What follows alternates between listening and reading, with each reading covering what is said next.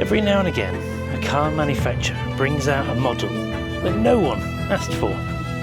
This is a Toyota GR Yaris. Welcome back to Retro Revival. I'm your host Will. Let's get into it. Don't get me wrong, not for 1 second am I suggesting that when a car manufacturer makes a car that no one asked for, is that a bad thing? Actually, quite the contrary. If car manufacturers were just giving us what the quote-unquote general public were asking for, then we'd be kind of exactly where we are, to a worse extent, with the constant barrage of pointless, lifeless, soulless, boring MPVs and SUVs that plague our streets at the moment. Sometimes in life though, the expert needs to tell you what you want. And in this case, the experts are the bonkers engineers and petrol heads at Toyota. Now, you may or may not know that this car is rally born and bred. This isn't simply a rebadged job like you will see from those who own a BMW 320d. No, this is a car that was really made with rally in mind, and it just so happens to be road legal with some mod cons.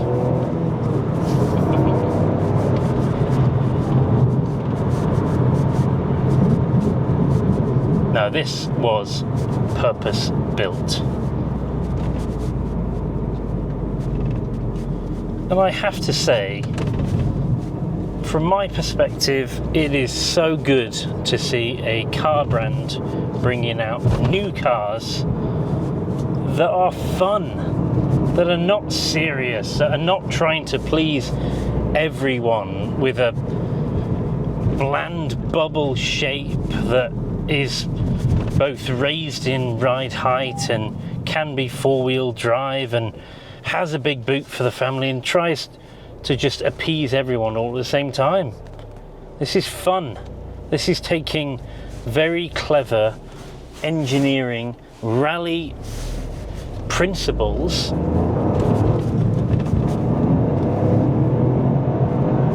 and being fun. Made for petrol heads, by petrol heads. And not often can you say that in today's market of new cars.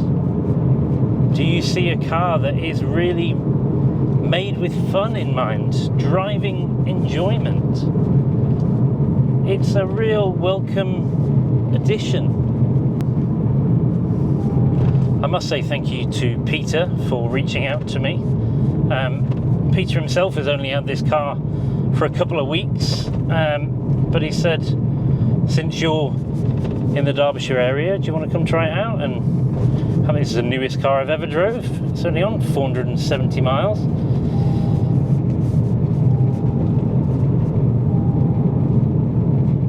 So what is it like to drive? Well,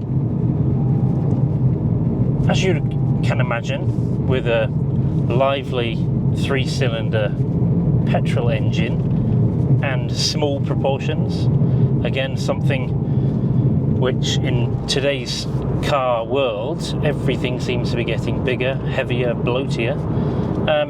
This is a real departure from that. So it drives like a hot hatch. The engine note is interesting. I think that really is down to it being a 3-cylinder, but it's an engaging car to drive. The steering is darty and responsive.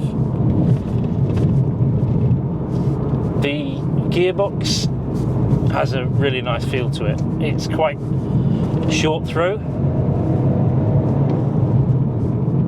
It's not quite as engaging or as dynamic as the famed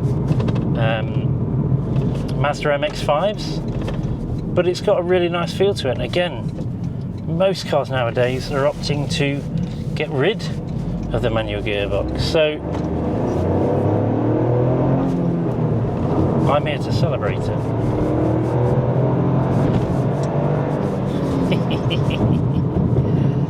I have to say, it's one of those cars that wants to be driven.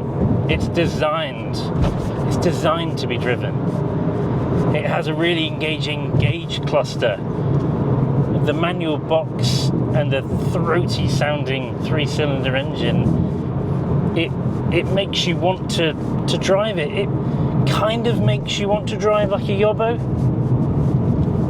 It's got the sort of lift-off sound that you normally hear on a modified BMW or a Skoda Fabia VRS.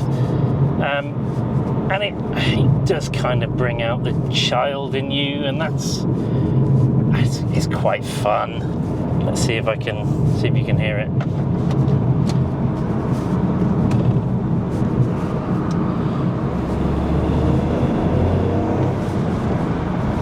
It's just a little bit of fun. Again, it's not trying to take itself too seriously. The ride is quite firm, as you would probably imagine.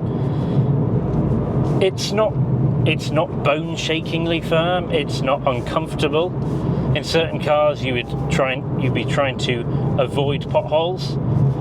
You do avoid potholes in this car, but that's more because you don't want it to ruin the driving enjoyment, not because it's going to knock a vertebrae out of line. I mean, I'm driving this on the B roads of Derbyshire, and this is really where this car is designed to be enjoyed. Toyota would probably argue gravel or dirt or snow, but for most people, especially in the UK, this is where you'll have the most amount of fun. In terms of what it's like to live with, well, I don't own this car, but I did ask lots of current owners on the GR Yaris Facebook group, and there was lots of different opinions there, lots of interesting takeaways. The first of which was the mistake of calling it a Yaris GR, which it's not. It's a GR Yaris. So that was my first mistake when speaking to them. Common issues. There aren't anything drastic to worry about. Some complain that the interior is a bit cheap, and you would kind of agree. Lots of cheap, rattly plastics, scratchy plastics, even high up. You don't really get into this car for its interior. You get in the car for the driving enjoyment. Other things they note, many people were quite sick of the pre-flight checks, as they called it, which is turning off all of the assistant modes, the lane keep assist, the auto stop. There's lots of bings and bongs, and that's more of an argument to be against the motoring industry at the moment. A lot of that is legislatively enforced on car manufacturers. It is annoying though. This is kind of the car you just want to get in and drive straight away, but yeah, you do have to turn off some of those driving modes, which is quite annoying. The rear seats really are for children only. The rear space here are more akin with continent crosses, where the seats are more for bag storage than they are for anything else. You could get adults in here, but they wouldn't be very comfortable, and it definitely isn't for longer journeys. Other things owners noted, there is a bit of rattly noise in the corner, and lots of them said that it's not good for motorway driving. It's especially loud at motorway speeds, which you can understand. And again, if you're regularly driving across motorways, this really isn't the car for you, and you wouldn't really buy it with that in mind. Other criticisms: fuel tank being too small, and you would say that is probably the case. My dial is saying just about 3/4 of a tank, and I've got 138 miles of range. So it's a very small, piddly city car tank of fuel, which again would be in the argument against this being a long distance motorway cruising car. Fuel economy with the fuel tank in mind isn't brilliant. This car's average is saying 31 after I took it for about 15 miles on some British B roads, and arguably, yes, I was driving it quite enthusiastically. That was saying 18. So given this is a 3-cylinder and with all modern technologies that Toyota would put their name to it, I did expect better fuel economy, but again, you're not driving this car for the fuel economy. You're driving it so you can do this.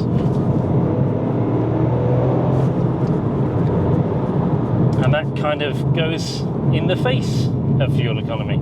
So, each of their own. This car does sound good all the way up to 6,000 RPM, but another criticism of current GR Yaris owners is that exhaust sound is actually quite muted.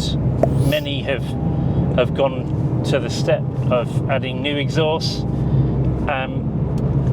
I think it would be nicer if it was a bit louder. Most of the noise I'm hearing is more front engine noise than it is exhaust noise, so I can understand that sort of slight criticism.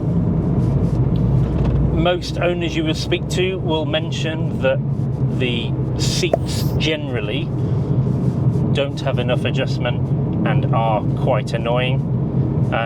Most owners will say that the seat is too high, which I can understand. You do feel like you're sitting over the steering wheel and there is no adjustment to make it lower. Many owners again have taken that into their own hands and fitted different seats. The seats are comfy, but there does need to be more adjustment. And even little things like if you move this driver's seat to get access to the rear, when you push the seat back, it doesn't go back to the default position where the driver's was. It sits too far forward, so then you've got to adjust it again. You know, these are definitely first world problems, but again, if you're living with the car, it's these little things that can bother you. It's not by any means going to spoil the enjoyment, but it's to give this a fair and balanced review. Reliability wise, I mean, it's Toyota, so conversation over. What I would say is that there's little things like some owners have noted that the discs and pads rust quicker than they should, but generally speaking, from what owners have said and from the research that I've done, there aren't loads and loads of issues plaguing these cars. They are generally quite akin with Toyota reliability. It's a fairly new model, so there isn't years and years worth of owners' reviews and documentation to back up any long-standing issues, but you know, you wouldn't expect anything else from Toyota. So, should you buy one? Well, the first point to make is it's quite cost dependent. Peter, the owner who bought this brand new, even admitted it's a lot of money for a 3-cylinder Toyota with 3 doors. I wouldn't say how much he paid, but you can go online and form your own opinion on that. Because it's Toyota, resale values are pretty strong, so if you do buy new, it's not going to absolutely plummet. Should you buy one from the emotional petrol head state of mind? I suppose it depends on what you're looking for with a car. This is a great B-road, fast, fun city car. If you're looking for practicality or economy, then no, this isn't the car for you, don't buy it. Many of the owners in the Facebook group did say it's more of a second or third car, and I can understand why.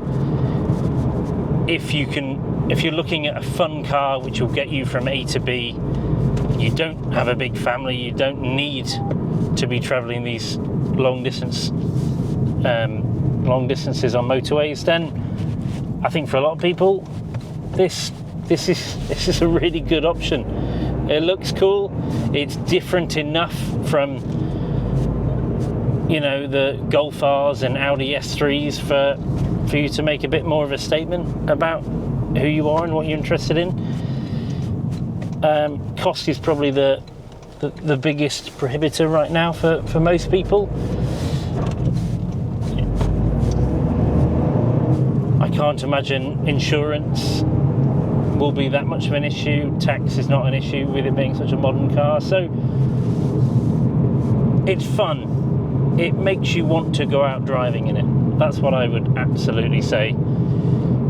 So I've already made the point that this car was designed to be fun in mind, and that is definitely the case with this particular one, which was spec'd with the optional aero kit. And it's all about being a little bit shouty, but not in an obnoxious way. So this car comes with a subtle spoiler. I don't know if you've noticed on the rear. This very, very tempting rally style handbrake, which is I shouldn't listen to my intrusive thoughts and pull that at random points. And a button down here which I've never seen on a car before, which if you are giving this car a particularly hard life, then there is a button down here which will spray water on the intercooler to keep it from overheating, which I just think is brilliant and fun.